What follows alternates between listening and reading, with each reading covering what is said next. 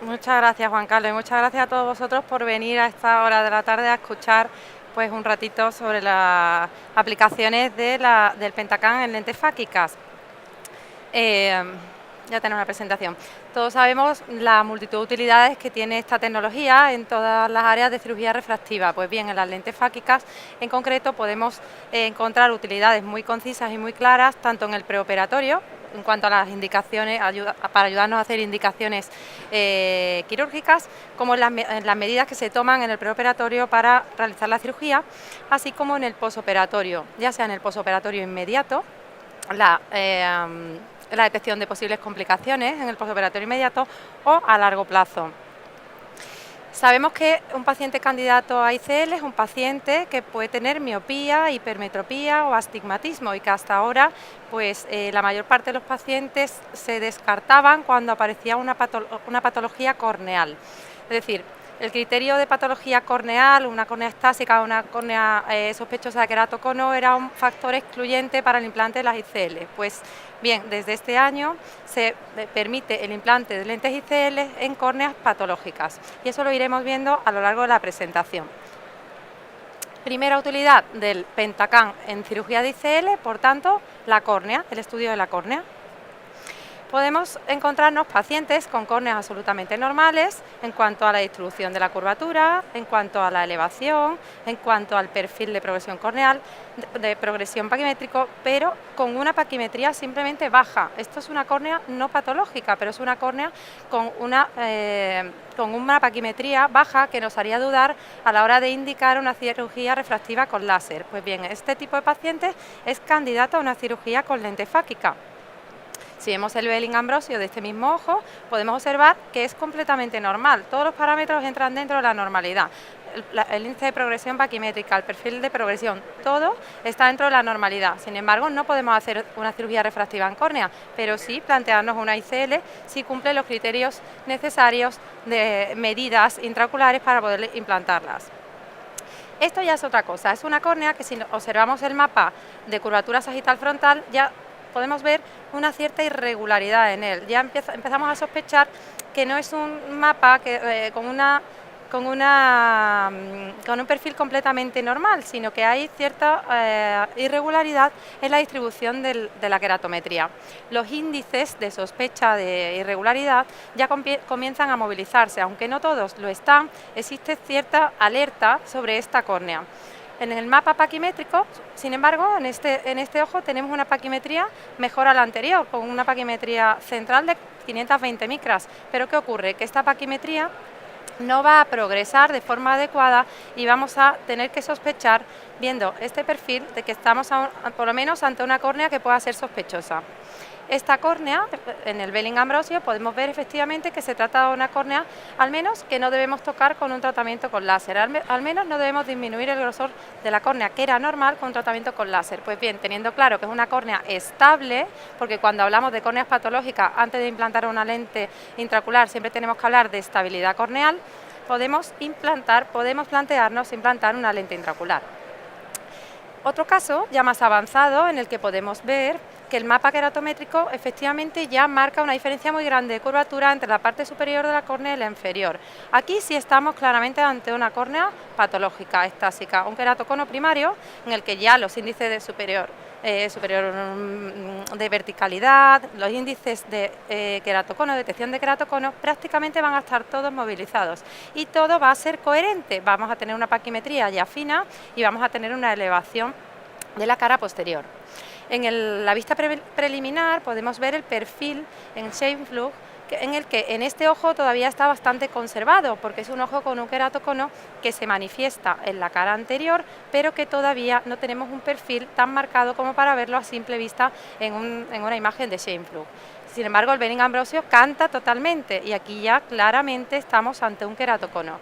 Pues bien, vuelvo a lo mismo. Si el queratocono es estable, si el queratocono permite una visión corregida, buena, y tenemos las medidas que nos permitan implantar una ICL, sería un paciente candidato al implante de la misma. Podemos ver también la aberrometría de este ojo y ya en este mapa ya vemos cómo el coma se va posicionando como la aberración de alto orden que más nos va a interferir en la calidad de visión de ese paciente. Con las imágenes de Scheimpflug, que podemos ir rotando, podemos hacer medidas objetivas de los espacios que tenemos dentro de la cámara. Y podemos valorar así y compararlas con las medidas biométricas que nos aporta el Pentacam, tanto de medidas de la cámara anterior, desde la parte posterior de la córnea hasta el cristalino, como la medida de los ángulos, que luego iremos viendo la importancia que tiene cada cosa. Y este otro caso ya sería un caso con un queratocono bastante avanzado, que el propio Pentacam nos cataloga como un queratocono grado 3-4 por el grado de curvatura que alcanza, por la extensión del mismo y por la paquimetría, por el grado de desviación, perdón. En este queratocono posiblemente la agudeza visual corregida ya sea bastante baja, ya no podemos plantearnos de inicio una lente intraocular fáquica ni de ningún tipo. Primero tenemos que regularizar todo el área estásica para poderle ofrecer al paciente una opción refractiva que luego nos vaya a corregir el defecto de refracción resultante después del tratamiento. En ese caso, fijaros cómo sí se marca ya en la imagen de Scheimpflug, en el perfil, un cambio muy grande en el perfil, en el que se detecta perfectamente que hay una deformación y por tanto el queratocono estamos ante un estadio avanzado. Así no debemos implantar una lente, tenemos que regularizar para obtener después una imagen de calidad. Este es el caso como el anterior, un queratocono muy avanzado. En la imagen del centro podéis ver la topografía inicial y en la imagen de la izquierda cómo queda después del implante de un anillo. Este es un paciente que está en la actualidad en espera, esperando un año para volver a ser reevaluado, para comprobar si hay una estabilidad y en ese momento hacer un implante. Tenemos que comprobar que la profundidad de la cámara anterior sea la adecuada y el ángulo iridocorneal también. Este es otro caso en el que ya tiene el anillo implantado. Fijaros cómo se regulariza toda la parte central y ahí podemos implantar con tranquilidad. Y ese otro similar. Aquí en esta imagen de Scheimpflug, aunque no se ve bien el detalle, aquí ya tiene una lente intraocular marcada, implantada, una ICL implantada en cámara posterior y tiene un anillo. Lo que pasa que al querer coger el corte de 180 grados solamente se ve la línea del canal quedando el anillo por detrás o por delante del corte que estamos realizando. Podemos medir cómo nos ha quedado de espacio entre la lente intraocular y la cara posterior cristalino y qué volt tenemos o qué distancia tenemos entre la cara posterior de la lente y la cara anterior del cristalino. En este caso es un volt bajito, luego hablaremos de eso. Por tanto, primera utilidad del Pentacam en cirugía de ICL, estudio de la córnea. Segunda utilidad, que es la que vamos a pasar ahora, a cómo hacemos las medidas preoperatorias una vez que nuestro ojo en principio es candidato. Pues hay tres medidas claves en el preoperatorio de la lente fáquica para garantizar la seguridad del implante. Y estas son la medida de la cámara o de ACD, la medida del blanco-blanco y la medida de los ángulos. Si todas las luces están en verde, adelante con el implante.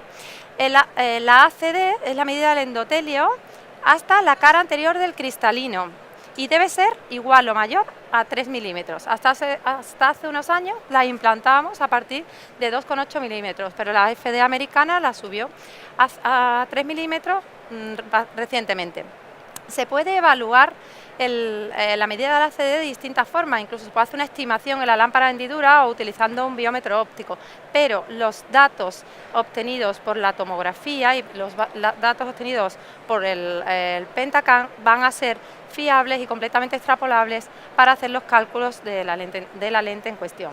Por tanto, utilizaremos datos biométricos topográficos obtenidos del Pentacam o bien haremos mediciones propias con la cámara de Scheimpflug. Y esto es una imagen parecida a la que hemos visto anterior. Podemos ir picando y podemos ir trazando nosotros lo que nos interesa medir en distintas partes de la cámara anterior, tanto en el ángulo como en la zona más central, para comprobar que tenemos una medida suficiente para el implante de la lente. Pero no solamente eso, sino en el mapa de representación de la cara anterior podemos ver entre los valores biométricos, el Pentacam nos va a dar ya el valor directo de la profundidad de la cámara anterior desde el endotelio, es decir, directamente el que tenemos que emplear para saber que es mayor de 3, y además nos va a dar el volumen de la cámara anterior y eso también nos lo va a traducir en un mapa que ahora vamos a ver con más detalle, que es este. Es un mapa de volumen de la cámara anterior. No solamente vemos el centro de máxima amplitud, sino que vamos a ver cómo se distribuye esa distancia a lo largo de toda la cámara anterior. Y eso es interesante, sobre todo en ojos que son un poquito más estrechos y nos genera la duda de que podamos, o incluso pensando en la posición en la que va a estar la lente implantada. Una vez tenemos la ACD, ¿cómo medimos el blanco-blanco? Está estandarizado y reconocido como medidas fiables del blanco-blanco con las tecnologías siguientes: el Pentacam, que disponga de cámara de iris, el ORSCAN 2 o el EOL Master. Pues bien, con el Pentacam podemos obtener la medida bien directamente y podemos obtener la medida de forma manual. Podemos nosotros comprobar, si tenemos duda de que haya cogido una zona de blanco-blanco que quizás nos haga dudar que pueda ser la correcta, podemos corroborarlo trazando nosotros la línea de medición. El ángulo es otra de las medidas muy importantes, porque un paciente que tenga buena cámara pero que tenga un ángulo muy estrecho nos puede provocar un bloqueo en el postoperatorio, y debemos intervenir pacientes que tengan un ángulo iridocorneal por encima de los 35 grados, porque se supone que vamos a aplanar el ángulo a unos 10 grados aproximadamente. Las mediciones son muy útiles en pacientes poco colaboradores, este tipo de mediciones con el Pentacam, porque nos va a permitir hacerlo de una forma totalmente invasiva. Y ya hemos comentado que además del ángulo podemos tener los volúmenes de la cámara. En la imagen de Scheimpflug automáticamente nos va a dar el ángulo que tenemos en cada trazado que hagamos, y podemos ir rotándolo y podemos obtener el ángulo 360 grados y ver dónde implantamos la lente. Esto es una forma bastante casera de hacer un cálculo de cuál es el ángulo aproximado que puede tener nuestro paciente. Es la escala de Van Henry-Gray, en la cual compara el grosor de la córnea con la distancia hacia el iris, y así podemos hacernos una idea, si no disponemos de estas tecnologías, de pacientes que puedan tener un ángulo estrecho y en los que debemos evitarlo. Fijaros qué imagen más bonita. Aquí no he podido introducir un vídeo, pero es muy bonito comparar cómo queda el ojo, comparar el ojo antes y después de implantar la ICL y ver los cambios que sufre la cámara anterior en él. Y podemos hacerlo mirando las imágenes de Scheimpflug, incluso haciendo medidas del volt, de la distancia al endotelio, y viendo, fijaros en la parte de abajo, cómo sube el iris una vez implantada la lente y cómo el ángulo efectivamente se estrecha. Por eso, de ahí la importancia de tener un ángulo de principio que nos permita ese margen. Existe un estudio en el cual hace una comparación del Pentacam con el EOL Master, en el cual comparan una serie de parámetros que miden y concluyen que el ACD medido con el Pentacam es ligeramente mayor a la medida en el EOL Master, pero no hay diferencia significativa. La queratometría básicamente es igual, medida con las dos tecnologías, pero sin embargo cuando medimos el blanco-blanco, el Pentacam es un poquito menor que el EOL Master, y aquí sí hay una diferencia significativa, y se sugiere que cuando utilicemos el EOL Master hay que hacer una sustracción de entre 0,3 y 0,4 para obtener el blanco-blanco real que estamos midiendo. El diámetro pupilar pues lo vamos a obtener para el implante de la ICL de la forma que lo hagamos habitualmente. El Pentacam te va a dar una medida mesópica de la pupila. Y por tanto, volviendo a retomar nuestro hilo de presentación, hemos hecho medidas preoperatorias, hemos hecho estudio de pacientes que vamos a operar de córnea, y vamos a pasar ya al posoperatorio de las lentes fáquicas. Las utilidades del Pentacam, en primer lugar, en el posoperatorio inmediato, para la detección sobre todo de complicaciones. Aparte de, como cirujano, valorar que tenemos un resultado refractivo óptimo, tenemos que valorar que el resultado anatómico del implante es también el idóneo, además de detectar posibles complicaciones como la hipertensión o el edema de córnea, etcétera, etcétera. Lo que nos compete con respecto a la charla de hoy es el resultado anatómico. El volt, en concreto, es la distancia central entre la superficie anterior del cristalino y la superficie posterior de la ICL, y viene determinado por el tamaño de la lente respecto al espacio que ocupa dentro del ojo. Para un mismo ojo, una lente de mayor tamaño nos va a generar mayor volt. Para un mismo ojo, una lente de menor tamaño nos va a generar menor volt. El tamaño de la lente es determinado principalmente por las medidas que habíamos estudiado anteriormente, que son el blanco-blanco y la ACD.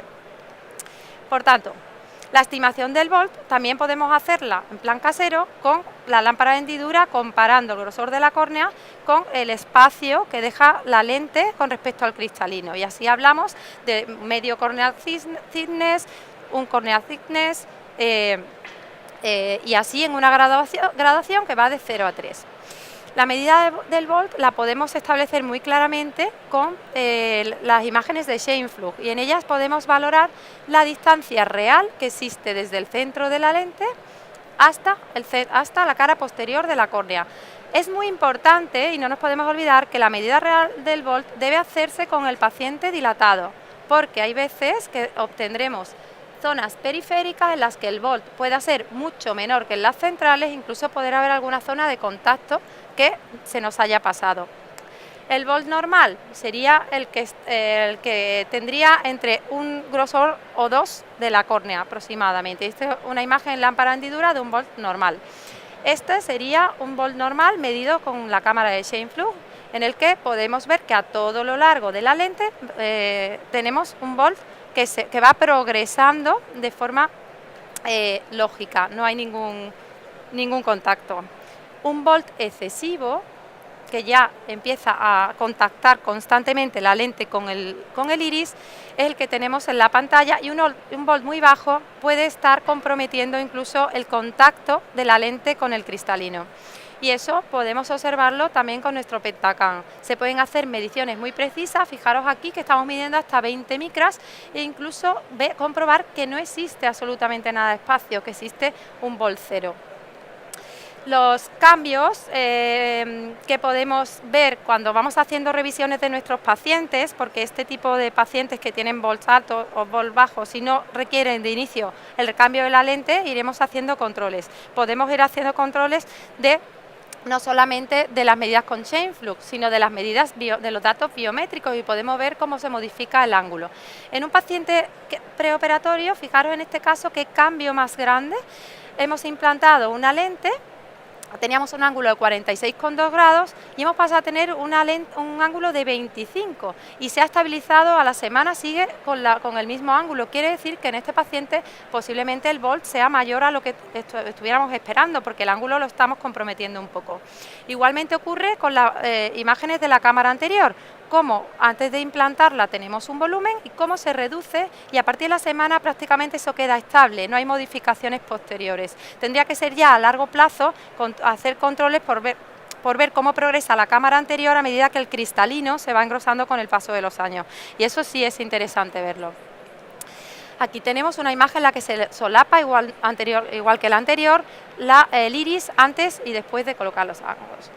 Y a largo plazo, ¿qué nos interesa? Sobre todo en las lentes de este tipo, aparte de los controles de tensión ocular, corneales, etcétera, etcétera. Pues bien, una de las complicaciones que más nos preocupa con las lentes ICL es la aparición de cataratas a largo plazo, que con los nuevos diseños no se han reportado casos, pero no obstante, no está de más hacer controles de la densidad del cristalino. Pues nuestra Pentacam nos va a permitir controlar, nos va a permitir medir de una forma objetiva las zonas del cristalino que tienen mayor densidad, y no nos va a permitir solamente medirlas en el momento, sino que nos va a permitir compararlas. Y una zona en la que creamos en un volt bajo que pueda haber un roce, pues quizás no nos debamos precipitar y extraer la lente, sino ir controlando a ver si hay algún cambio al respecto a lo largo del tiempo. Estas serían mediciones. Aquí en este área nos establece el área de mayor densidad del cristalino. En resumen, ya para terminar con todo lo que hemos estado hablando, para que tengáis ideas lo más claras posibles, en el preoperatorio el Pentacam nos va a ser completamente imprescindible en el estudio de la córnea. Vamos a utilizarlo para medir la ACD, la medida del blanco-blanco, no de sulcus, pero sí de blanco-blanco, y en la medida de los ángulos. Y en el posoperatorio, sobre todo, vamos a valorar con él el resultado anatómico, en concreto el volt. Y a largo plazo, los cambios, además del cristalino, cambios en cámara, cambios en la córnea, etcétera, etcétera. Para mí, el control de estos factores es clave y nos va a garantizar el éxito de la cirugía. Eso es todo por mi parte. Muchas gracias.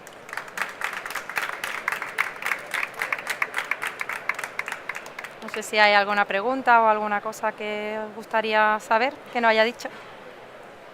Gracias. ¿Alguna pregunta? Pues nada, bueno, muchas gracias.